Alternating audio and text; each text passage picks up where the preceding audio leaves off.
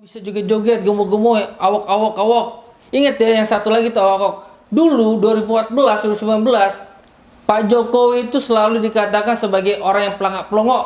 Tapi lihat hari ini apa yang dibuktikan dia. Siapa yang mendalilkan, dia harus siap membuktikan. Satu aja, ini kayak, lu tau gak sih bos, kalau orang lagi main tinju nih, udah tahu dia kalah, asal-asal jam aja, yang penting kena. Ya, kawan-kawan kalau memang mau melihat ide gagasannya Pak Prabowo, Paradoks Indonesia tuh lo baca. Gila itu buku tebel, ya kan? Semua data rigid, visinya Prabowo tentang Indonesia menuju 2045 ada.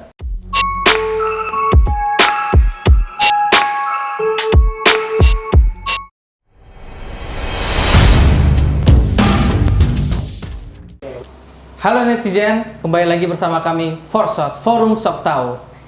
Kita sapa teman-teman dulu nih ya, yang minggu kemarin hadir. Gimana kabar minggu ini bro? Baik. Jadi seminggu ini kita bersemedi. Iya. Apa aja tuh yang dicari? Lu gimana? Kita banyak ngomong sama langit lah minggu-minggu ini. Langit keberapa itu? Ke-8. Lebih ngeri daripada langit 7 tuh Ya, ya. langit ke-8 ini. Bro, ini Sehat jasmani dan rohani. habis dari gunung katanya? Belum bang? Belum. Seminggu lagi lah kira-kira. Oh, mau naik gunung apa? Mandalawangi. Mandalawangi. Mandalawangi. Oh, Gedung Pangrango. Iya. Oke. Gue pernah sekali ke Pangrango itu dan wah itu keren. Siap bang. Tapi lu ingat jangan jangan metik bunga Edelweiss.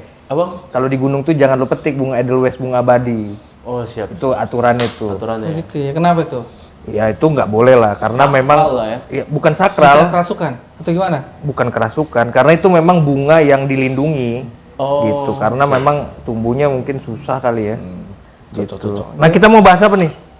Minggu-minggu kita ini bahas udah terus. gimana nih? Isu-isu minggu ini udah pada dikumpulin belum? Ada informasi gimana? Ya kita kebalikan dari kemarin ya. Kalau kemarin kan kita bahas program Pak Prabowo Gibran dulu ya. Kalau sekarang kita kayaknya lebih menarik bahas isu seminggu ini sih. Lo ada isu? Ada dong. Nah, apa tuh? Hari ini kalau kita lihat lagi rame tuh di media-media sosial, portal berita online, bahkan di TV juga tentang netralitas ASN dan TNI Polri. Oke. Nah, kira-kira menurut lo pada gimana sih, bro? Udah netral belum sih mereka? Netral itu band, bro. Keren ya. Tahu Jeremy gimana? Lu Ada lihat bang. nih. Sempat itu kan viral kan tentang Gibran itu yang anak muda itu yang membicarakan tentang baliho yang besar tapi tidak ada gagasan. Nanti mau menyinggung soal itu sedikit, ya kan? Oh itu isu kalian berdua tuh. Iya. Jadi kalau netral lah kita bahas. Emang polisi itu netral? Netral dong bro. Ah. Harus netral. Jangan gara-gara dia dikira dia membela kekuasaan gitu. Tetap dia harus mengayomi masyarakat. Itu kan poin penting gitu loh. Jadi jangan digiring-giring oleh kelompok-kelompok yang merasa tersakiti, merasa terhianati. Polisi itu dia tidak netral, nggak boleh kayak gitu ya. Betul itu bang. Masalahnya juga kan hari ini kita lucu aja maksudnya. Kita apa gitu? Apa maksud dari kelompok yang menggiring isu polisi tidak netral hari ini dan buktinya juga nggak ada gitu. Yang ada cuma asumsi tanpa fakta. Nah hari ini pun kalau misalkan ada sebuah bentuk oknum yang melakukan sesuatu tidak netral dalam pemilu ini ya tinggal ada yang namanya propam, namanya provos, lapor aja ke sana. Iya betul. Tahu juga sekarang kan ada yang namanya apa ya public judgment, tinggal diviralin aja itu. Selesai. Lo kemarin bikin ini kan, rilis di Tempo kan? Iya. Pakai Gemovie kan? Iya, Apa Gemovie itu? gerakan muda visioner. Nah, apa isi lo apa netralitas Polri itu apa? Nggak, menurut gua sih hari ini ada sekelompok atau ada partai tertentu yang membuat isu netralitas Polri ini jadi bahan kampanye mereka. Seakan-akan seolah-olah hari ini mereka ini paling terzolimi dan polisi ini seakan-akan Mereka ini siapa? ya partai yang membuat isu itu ya. Kelompok yang membuat isu ini, padahal menurut gua apa yang mereka lakukan itu adalah sebuah pendidikan politik yang buruk buat masyarakat. Bahaya hal-hal kayak begini. Jangan nanti karena isu yang mereka gaungkan terus, tiba-tiba Prabowo menang, tertuduhlah polisi-polisi ini. Oke. Padahal kan semua sudah ada pengawasnya pemilu ini, ada Bawaslu, ada DKPP, ada Sentra Gakumdu, banyaklah hal-hal seperti Nah, itu. kalau gue gini, gue ngelihatnya tuh gambaran besar ya, kalau netralitas itu bukan hanya di dalam tubuh Polri aja ya. Jadi seminggu ini kan gini, ada gimmick-gimmick yang menjadi simbolik bagi pasangan-pasangan calon ini. Misalnya kalau Prabowo Gibran begini, ya kan? Kalau Ganjar Gini, gini, sebelumnya kalau PDI begini, dan lain, ya banyak lah. Nah, kan kata netral, diksi netral ini kadang-kadang disalahartikan. PNS mau foto karena begini kan sarangeo sebetulnya kan. Ini udah populer duluan waktu Korea-Korea itu kan. Tapi karena salah satu paslon Gibran Prabowo itu menggunakan simbolik ini, nah akhirnya ketika PNS mau berfoto seperti itu tuh, mau begini juga, padahal bukan maksudnya untuk mengkampanyekan, akhirnya itu dipolitisir. Wah, PNS memihak salah satu paslon. Ya gue pikir sih nggak masalah harusnya ya. Kalau misalkan yang pilot kayak gini Mahfud tuh masalah nggak tuh? Nah, Gini tuh. ya kan harusnya kan jadi masalah kan. Tapi kalau pilotnya perusahaan BUMN masalah. Oh iya masalah. ya, tapi kalau gua di Jarnas ini ya, memang kita kritik itu karena ada Mahfudnya. Tapi kalau misalnya pilot begini nih, nggak ada Mahfudnya, ya menurut gua nggak apa-apa. Itu kan bagian dari ekspresi. Betul. Bahwa kemudian ada salah satu paslon yang memang punya gaya begini, ya itu sah-sah saja karena kebetulan ini aja. tahun Kan? 80-an metal. Iya, ya. bukan juga Bukan akhirnya K-pop berpihak. gini ya, bukan K-pop ya. Kalau Iya kan gini Jar, K-pop. kalau kayak lu kan di Gensi kan begitu, biasa aja begini. Lu sama pacar lu suka begini juga? Suka lah bang. Iya. Gimana? Terkait tentang netral tadi kan, ada bahasa hukum atau doktrin hukum tuh, sempat gue dengar, siapa yang mendalilkan dia harus siap membuktikan.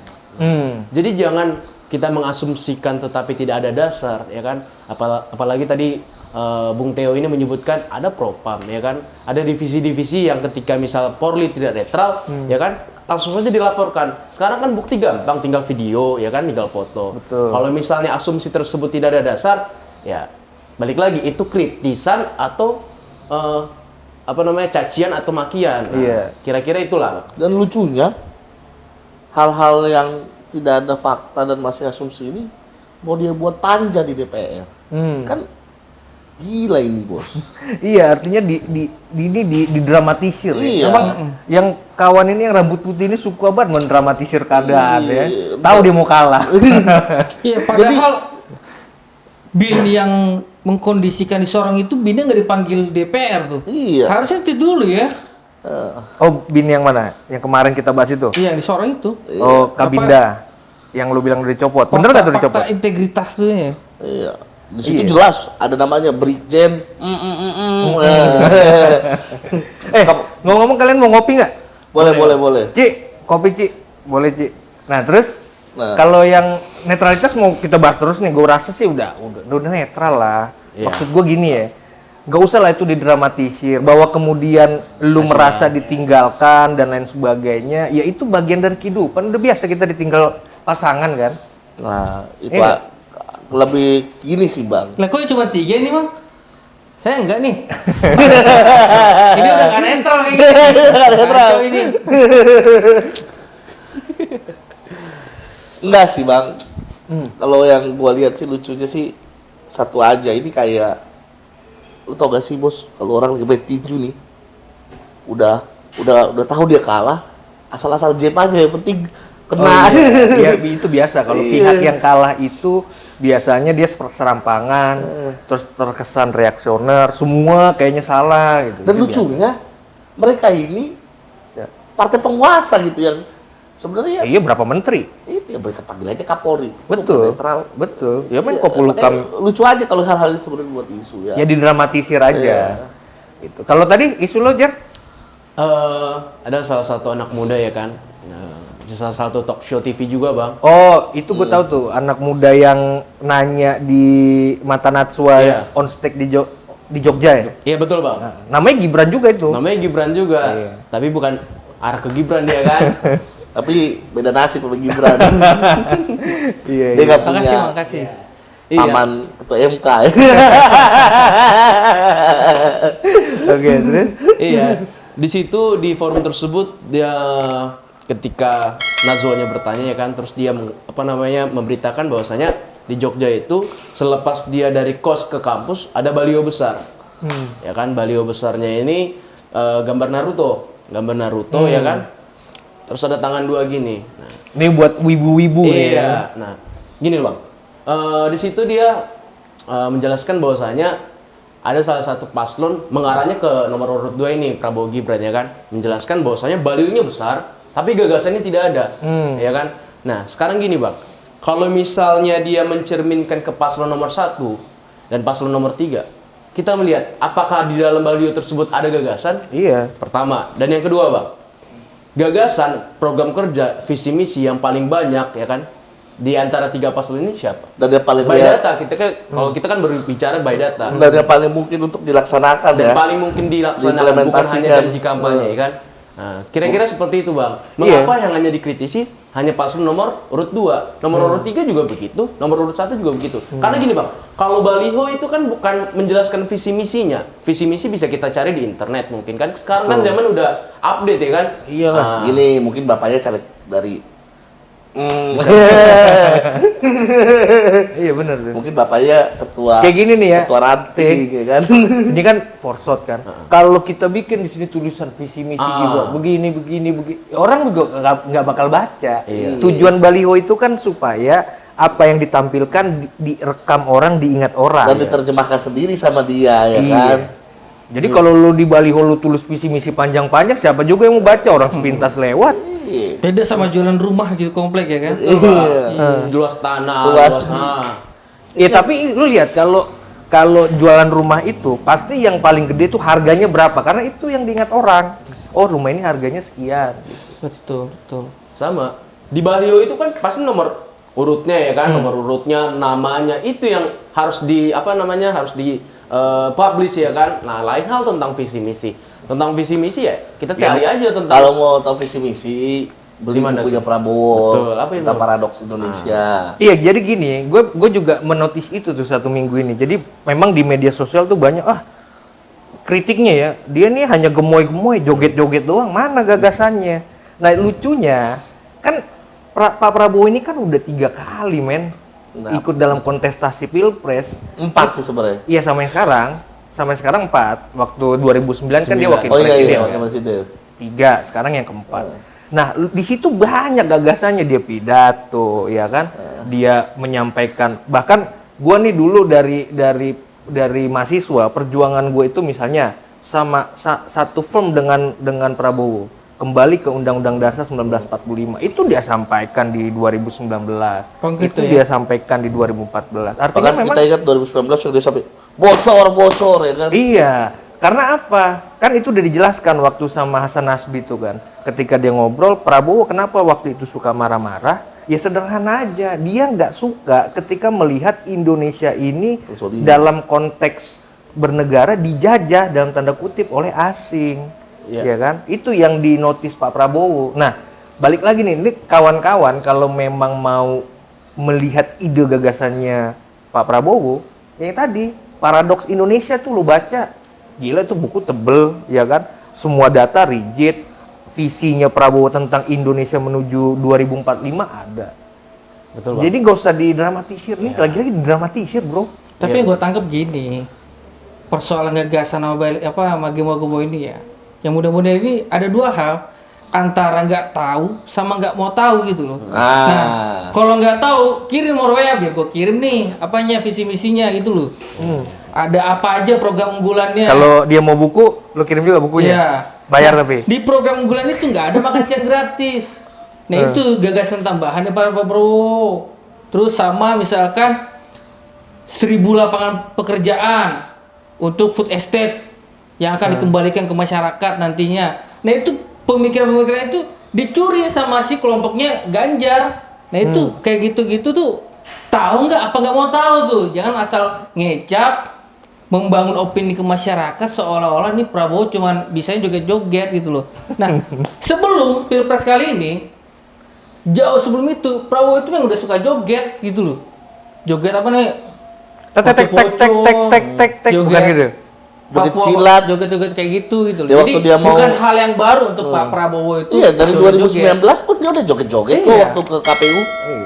Emang lagi. Bu Megawati waktu 2004 2009 menuju 2009 seingat gue ya, itu pun suka goyang poco-poco, ya kan? Ya biasa aja lah gimmick-gimmick joget itu kan. Sehat, menyehatkan tubuh. Nah, lu harus joget deh. Karena lu udah keberatan badan lu tuh. Kita joget juga bang, tapi malam minggu dan di malam hari. Dan TKN pun sudah mengatakan istilah gemo ini bukan lahir daripada TKN-nya sendiri, bukan lahir dari tim pemenangannya Pak Prabowo, tapi lahir dari masyarakat. Itu genuine ya, dari kalau masyarakat. berhubungan dengan jogetnya itu penilaian dari masyarakat, opini yang dibangun dari masyarakat, bukan yang dibangun daripada Pak Prabowo sama tim pemenangan. Itu harus dipahami lagi tuh ya, buat siapa tuh Seno sama Gibran itu yang suka ngomong cuma bisa joget-joget, gemo-gemo, awok. Ingat ya yang satu lagi tuh awok. Dulu 2014 2019 Pak Jokowi itu selalu dikatakan sebagai orang yang pelangak-pelongok, tapi lihat hari ini apa yang dibuktikan dia. Itu harus menjadi penilaian. Jangan menjustifikasi hari ini orang lalu belum tahu bagaimana perjalanannya, seolah-olah Anda sebagai Tuhan untuk di dunia ini. Mantap. Ceramah dari Luhut. Ini Luhut, namanya Luhut nih, tapi bukan yang Panjaitan. Iya, dia Situmora. Tapi mantap. Nah, maksud gue memang ya kita generasi milenial, generasi Z itu sebetulnya pemuda-pemuda yang dalam tampilannya nggak terlalu memerhatikan gagasan orang, tapi ketika dia sudah di kamar sendirian itu pasti kita tuh baca apa sih gagasan kawan ini, apa sih Ya. yang ingin dituju Pak Berarti- Prabowo misalnya. Si lontong sayur itu bang. Nah cuman Dia kalau yang gini bilang bro, Bang Luhut itu yang dia nggak mau tahu. bukan gini, kalau lu main media sosial bro, nggak mungkin lu yang serius-serius main Iya. TikTok, main Iyalah. Instagram, iya kan? Kalau lu mau serius, lu buka YouTube. Nih buat si siapa tuh tadi Gibran itu ya, lu tonton aja video Pak Prabowo waktu ngomong di CSIS, ya kan, dan lain-lain. Gitu. Lalu ada isu seminggu ini yang menarik. Yang ini paling bang, berbicara tentang gagasan tadi kan, ini buat kaum milenial juga nih kan. Lu lu Oh, jangan sorry. klaim-klaim Kaum lah itu lah. Lu terus pengen tua biar dapat menteri ya? Minum. Itulah Minum Dinda. Nah, gimana Buat kaum gimana? generasi Z ini, Pak Prabowo ini ingin memfokuskan pembiayaan gratis untuk kami mahasiswa. Ini sangat penting. Kalau kita lihat dari 3 paslon yang sangat memfokuskan, ya kan, memikirkan nasib kami ke depan, ya kan, tentang pendidikan ini hanya di Pak Prabowo. Mungkin bisa kita singgung dan kita buka nih. Jadi buat orang-orang yang tidak tahu, disinilah Iya. mereka menjadi tahu, ya kan. Tuh. Gagasannya ya kuliah gratis itu penting sih karena strata pendidikan kita tuh tiap tahun, tiap era harus terus-menerus ditingkatkan. Iya. Dulu zaman gua kecil ya, itu wajib pendidikan 9 tahun sampai apa SMP. SMP ya. SMP. Zaman gua SD Lu- wajib belajar 12 tahun. 12 tahun. Kan terus SMA. meningkat dia. Terus kuliah, mungkin sekarang kuliah gratis. Ya Ada karena KIP ya, Kartu Indonesia Pintar. iya. Oh, itu tuh gua keinget juga. Ada dalam tanda kutip dicengin lah. Waktu 2019 Prabowo kritik. Wah, ini kartu katanya. Kita butuh kerjaan, bukan butuh kartu katanya. Nah, sekarang kita Pak Prabowo itu ngomong kita harus melanjutkan program kartu-kartu ini. Nah, menurut pendapat kalian gimana tuh? Itulah Apa? orang yang sudah sadar. Oke, terus? Ya, itulah gentleman-nya seorang Prabowo Subianto. Dia tahu sebenarnya dia waktu itu, tapi dia lihat setelah dia rasakan, setelah dia bekerja sama dengan Pak Presiden, oh ternyata dia tahu apa maksud dan tujuan beliau ini dengan kartu-kartu ini. Betul, oke. Dulu kan di luar sistem mungkin lingkarannya itu kompor-kompor, inilah bos, kartu-kartu kredit ini ya kan. Ya, karena dia tidak tahu kan, karena kalau ketika dia masuk dalam sistem kan dia dalam rapat kabinet apa kan, oh ternyata begini, dan dia mau mengakui bahwa dia tuh bahwa program ini bagus dan harus dilanjutkan gitu. Bukan kalau ada orang kan mungkin karena egonya dia mungkin nggak mau gua, kayak ada satu orang lah Si Caimin itu ya. kayak semua program Jokowi ini jelek gitu. Jadi semua Mantan gubernur lu pasti ya. iya Oke, terus? yang gagal juga sebenarnya mimpin Jakarta, mimpin kota ini. Dari semua lah. Iya benar. Jadi kalau opini gue nih, Put ya, Prabowo itu berbeda. Dan perbedaan dia berbeda itu bukan karena gue harus beda nih supaya gue menang, bukan. Jadi gue ngelihatnya gini, 2009, 2014, 2019 itu Prabowo berbicara gagasan.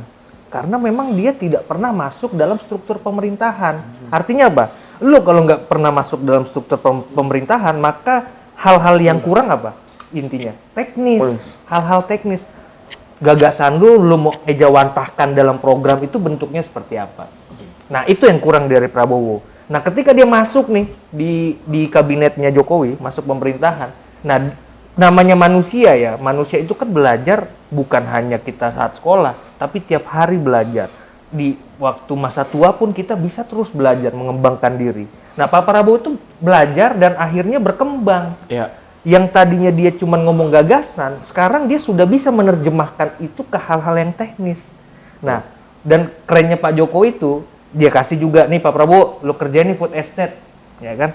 Meskipun akhirnya jadi perdebatan, wah gagal nanam singkong dan lain sebagainya. Itu kan bukan persoalan kegagalannya, tapi niatnya ingin masyarakat Indonesia itu bisa makan.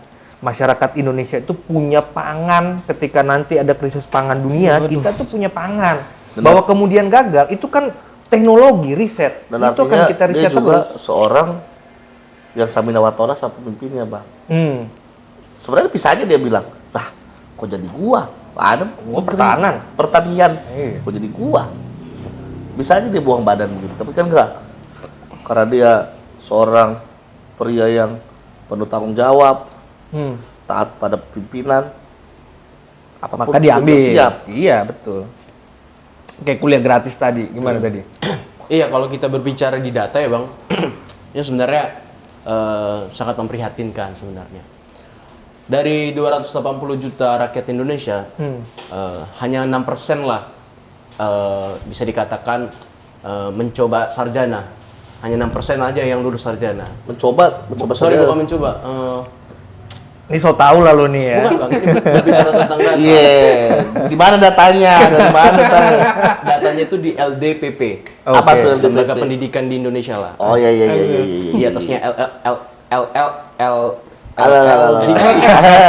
di atas LLT. Nah, LK1.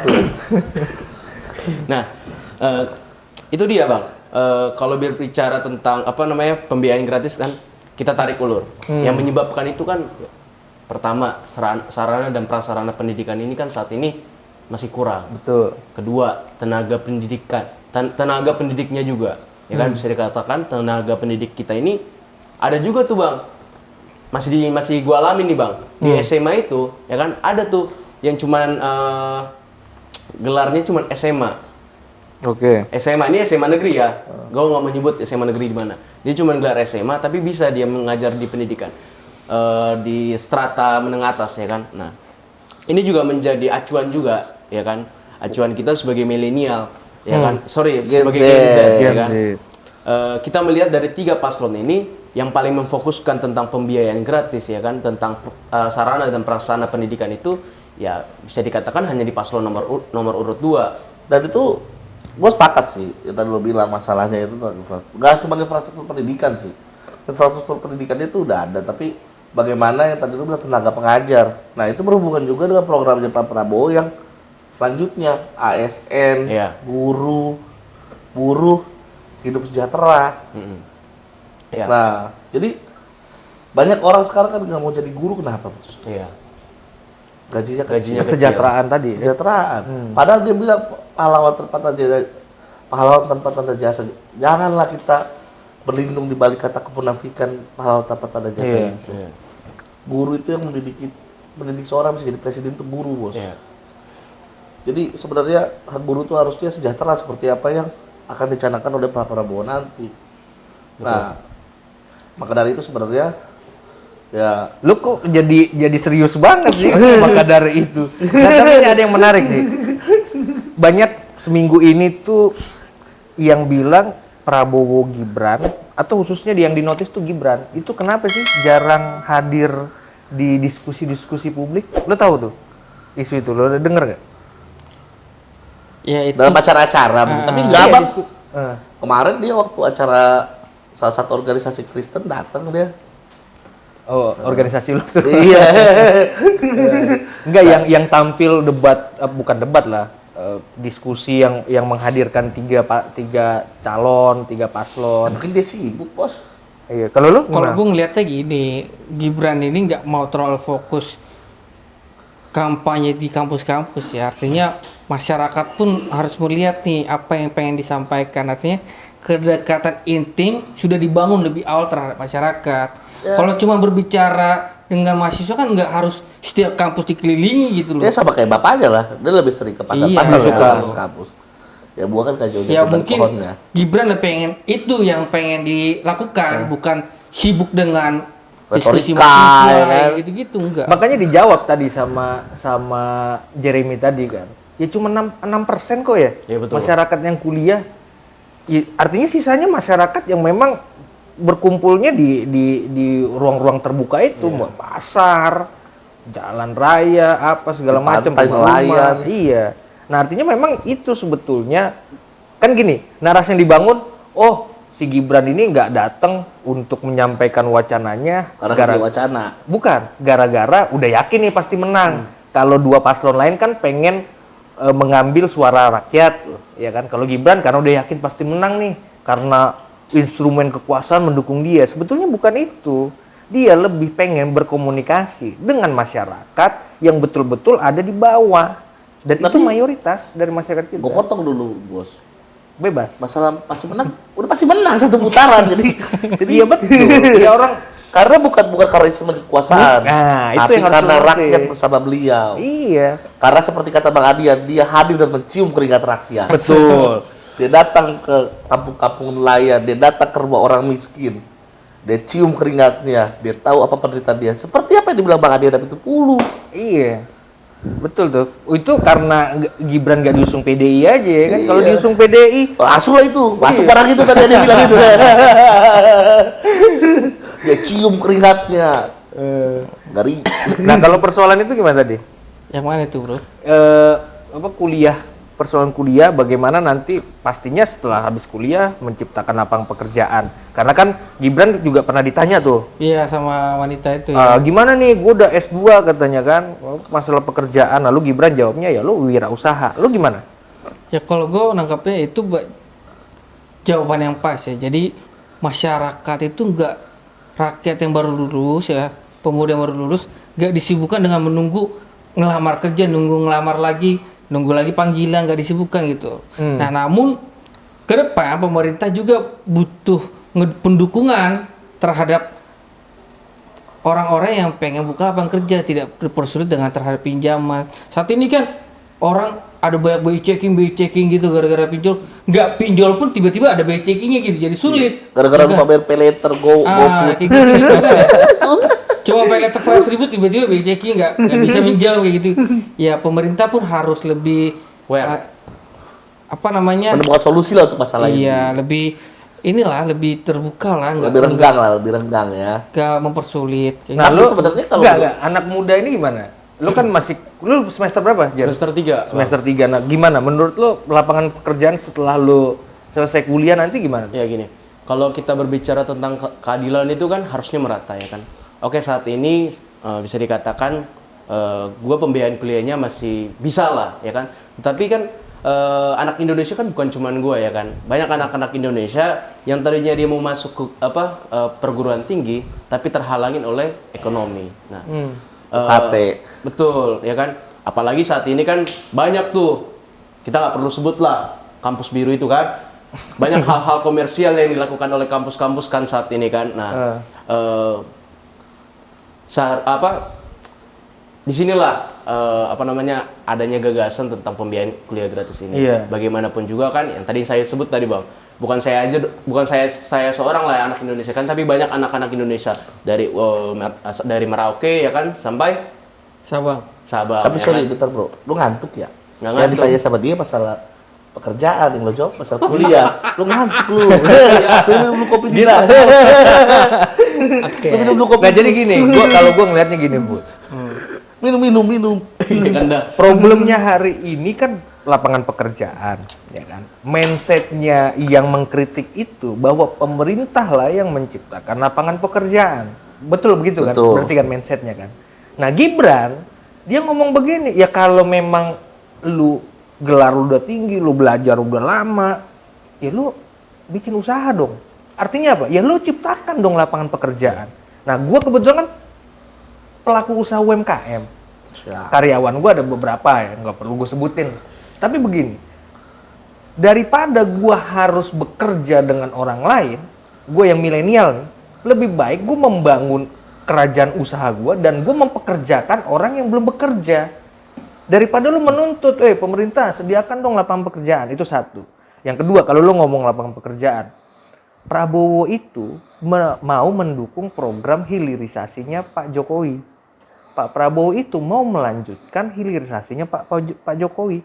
Nah, buat lo yang kritik-kritik tuh, ya kan, coba lo cari berapa sih lapangan pekerjaan yang sudah dihasilkan dari program hilirisasi tadi. Belum lagi kalau misalkan betul kejadian Pak Prabowo menang dan dilanjutkan, akan berapa smelter lagi dibuka. Smelter. Itu Berapa dari baru nikel pabrik nih. yang akan dibuka. Iya kan, baru nikel. Belum nanti bauksit, belum nanti mineral yang lain. Belum lagi pasir silika itu. Gitu loh. Artinya gini, buat ke masyarakat, gue sukanya dengan Prabowo Gibran itu, dia mau mengejawantahkan programnya, bukan mereka yang gue notice minggu yang lalu, bukan mereka jadi Superman, bos. Tapi mereka mengajak rakyat, kalau lu memang pengen mau menciptakan lapangan pekerjaan, ayo kita sama-sama. 280 juta masyarakat Indonesia yang berwirausaha itu berapa orang sih? Berapa persen sih? Nah, iya kita tingkatkan supaya apa? Supaya lu juga mampu membuka lapangan Dan pekerjaan. dari berapa persen yang punya usaha, berapa persen yang mulai usaha dari sendiri. Betul. Mungkin setengah itu warisan orang tua. Iya. Makanya gue suka ketika Pak Prabowo ingin melanjutkan program Pak Jokowi, berarti dia misalnya Pak Prabowo pasti mau melanjutkan program KUR. Zaman Yang pilu-pilu, pinjaman lunak. iya, kredit usaha rakyat itu kan membantu UMKM. Bunganya kecil, ya kan? Kita nggak perlu agunan yang banyak dan lain sebagainya lah. Gitu. Nah, menurut gua gitu tadi, Jer, untuk soal lapangan pekerjaan. Itu udah termasuk ini ya, gagasan sama program kerja Pak Pak Prabowo tuh ya. Iya. Tadi bahas apa lapangan pekerjaan, sekolah, terus soal gagasan sama gemuk itu udah termasuk tuh. Sudah. Nah, tapi ada satu isu lagi nih, bro. Ada yang lagi mencak-mencak. Tahu mencak-mencak kan? Ngamuk-ngamuk. Nih. Mama Banteng nih pasti nih. Seolah-olah bagian dia yang udah berkorban dengan terjadinya reformasi 98. Ini kan? Jangan membangun opini akan ada orde baru. Neo. Orde baru ya. Gimana menurut lu tuh, bro? Di situ.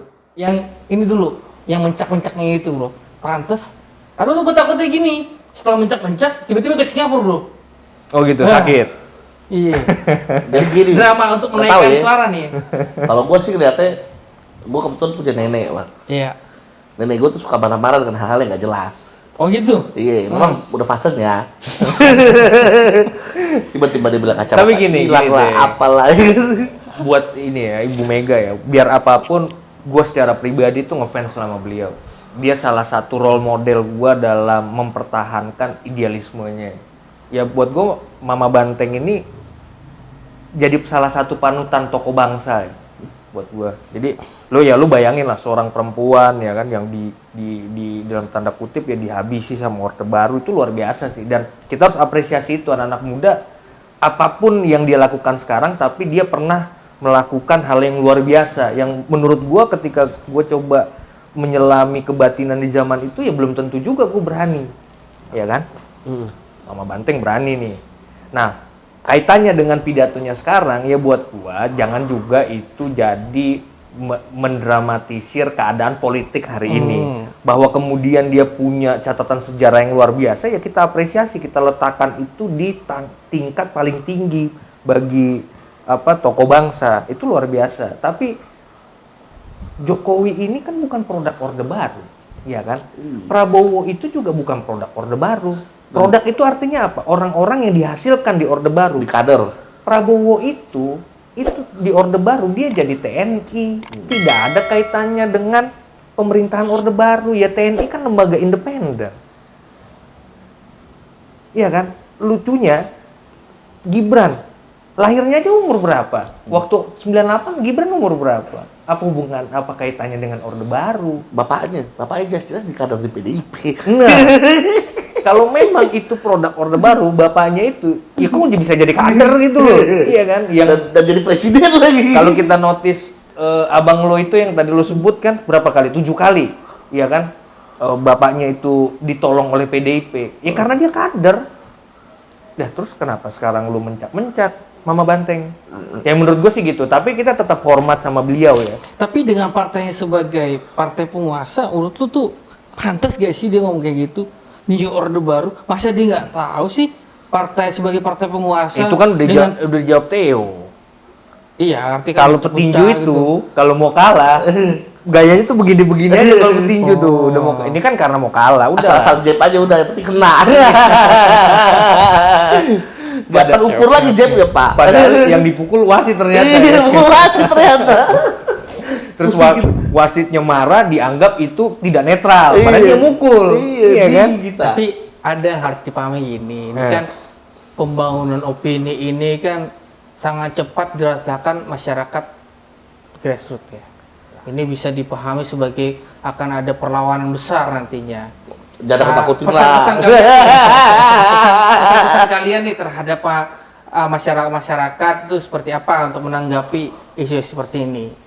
bahwa Pak Prabowo telah menyampaikan pesan pemilu damai. Gimana Jer? Ya, kalau sudut pandang kami Bang sebagai generasi Z nih, Bukan milenial lagi nih. bukan milenial lagi. Kalau menurutku sekarang orang udah banyak kok yang pintar, ya kan? Banyak kok yang tidak mau opini publik tersebut langsung dibawa ke hati, langsung melakukan gerakan misalnya, ya kan? Nah, bagaimanapun juga opini yang tadi disampaikan oleh Bu Mega, ya mungkin tadi Bang Theo bilang kalau misalnya udah fasenya begitu dia kan. Nah, kalau kami sih melihatnya ya itulah namanya dinamika politik kan Bang. Dinamika politik yang harus kita pahami juga. Itulah namanya bentuk demokrasi ya kan, orang boleh berbicara. Tapi satu pesanku, ketika misalnya kita ingin menyampaikan sesuatu ada dasarnya. Ada dasarnya. Bukan menjadi fitnah jatuhnya. Ini kan bisa dikatakan fitnah juga. Iya. Ya kan bagaimanapun juga Neo Orde Baru dibilang bos. Bukannya fitnah. Makanya itu kalau misalnya kita menyampaikan ya kan seharusnya memakai dasar ya kan. Nah, kalau misalnya memang betul itu adanya, kan sekarang ada lembaga. Dan lu pun nggak merasakan Orde Baru kan? Betul. Jadi Orde Baru tuh apa sih, iya kan? Lu nggak mungkin takut juga sama Orde Baru. Iya. Gitu. Ya, gua rasa sih memang mau membuat kekisruhan aja kalau udah mau kalah. Seperti yang gue bilang di diri gua. Dan gue berterima kasih sama Ibu Mega mengingatkan itu. Semakin mereka menggunakan strategi mendramatisir keadaan, itu semakin menguatkan Pak Prabowo. Iya. Karena jawaban kita ya senyumin aja. Iya. Ya, jadi pesan buat masyarakat apa, Bu? Theo dulu lah. Oh, Kalau Theo Theo mau apa? ngasih pesan. Pesan buat masyarakat Anak-anak terhadap muda isu ya. ini nih. Biar jangan termakan, wah, Ya. ini kita kan Pesan gua pada teman-teman pemuda, netizen, masyarakat luas ya hari ini ya tadi seperti bilang Jeremy, kalian sudah pintar lah, kalian sudah mengerti ya bagaimana drama-drama Korea politik ini ya kan. Jadi kita minta janganlah terbawa oleh sesuatu hal yang masih terbilang asumsi. Iya. Asumsi. Iya. Oke. Jadi ya, kecuali tadi faktanya jelas apa, atau juga hari ini mau dia ngomong apa, mau dia bilang neo orba, kalau tiba-tiba 14 Februari yang menang satu putaran itu Prabowo dan Gibran, mau ngomong apa dia? Sama begini Bang, kalau dibilang udah Neo Orba ya kan, buktinya waktu Bu Mega menyampaikan itu masih dipublish kok di Bini Masa. Iya, Ya kalau Orba udah di bredel itu. Nah, kalau di Orba kan udah dipredel ya kan, Udah. langsung dikat. Udah keluar itu Iya. loreng-loreng bawa pistol Nah, itu atas dia. nama hukum saya berhentikan diskusi ini ya kan. Jadi yang dimaksud dengan orba, neo-orba itu bagaimana? Nah, itu harus dipertanyakan juga itu sama yang menyampaikan hal tersebut ya kan? Betul. Nggak pernah zaman Jokowi ada aktivis yang diculik meninggal. Iya. Paling ditangkap aja. Nah, ini tangkap. Nah, itu kan jelas dia mau makar, Bos. Iya. Bukan karena dia mau memperjuangkan rakyat lalu Iya. ditangkap gitu ya. Tapi Sama- ada kepentingannya kan? Ya bahwa kemudian akhirnya memang ada beberapa aktivis yang merasa terzolimi, yaitu bukan bagian dari rencana kekuasaan yang terstruktur gitu. Bahwa ada oknum yang memang ingin, wah ini kayaknya udah salah nih gue tangkap, ya hanya begitu aja, bukan terstruktur memang rapi sampai bawah harus diculik seperti Orde Baru kan. Kalau Orde Baru kan semua institusi kan menculik, kayak Pak Prabowo di Timawar ya memang menculik, tapi orang-orang yang diculik dia dikembalikan. Bahwa kemudian akhirnya banyak instrumen lain yang menculik dan hilang, maka dosa-dosa itu akhirnya kan semua dilimpahkan ke Pak Prabowo. Dan itu udah diakui. Dan banyak kok yang diculik dia itu di kader dia lagi. Jadi Iya. orang sekarang. Ini almarhum Bang Almarhum Desmond, Bang Desmond, Bang Pius, Pius. banyak lah. Artinya nggak ada masalah. Nah kalau menurut gue sih gitu ya. Jadi Orde Baru itu nggak bisa kita bilang catatan kelam ya, karena ada juga legasi-legasi yang ditinggalkan Orde Baru, misalnya pembangunan dan lain sebagainya. Kita swasembada pangan itu baru. Bang. Iya, bahkan bahwa kemudian akhirnya ada yang kurang sana sini, ya itulah munculnya orde reformasi yang harus kita perbaiki di kanan kiri dan lain sebagainya. Nah, cuman kalau memang teman-teman PDIP, teman-teman P3 ingin membangun narasi ketakutan, narasi yang membuat anak muda itu tidak produktif, ya gue bersyukur sekali karena semakin kalian membuat itu, semakin lompatan suara Prabowo di Gen Z dan Gen milenial itu semakin tinggi, dan itu dijawab oleh lembaga survei tadi kan, Surveyor kan, bagaimana suara Prabowo dapat migrasi dari limpahan suara dari suaranya Ganjar. Ya gue sepakat aja dengan Bu Mega, silahkan terus, karena gini, Mainkan bunda. mainkan karena semakin Bu Mega ngomong kesana kemari itu di cross check kok sama anak milenial Gen Z ini, di googling dan lain sebagainya, dicari gitu. Jadi makasih banget nih buat Bu Mega dengan narasi-narasi yang luar biasanya. Oke.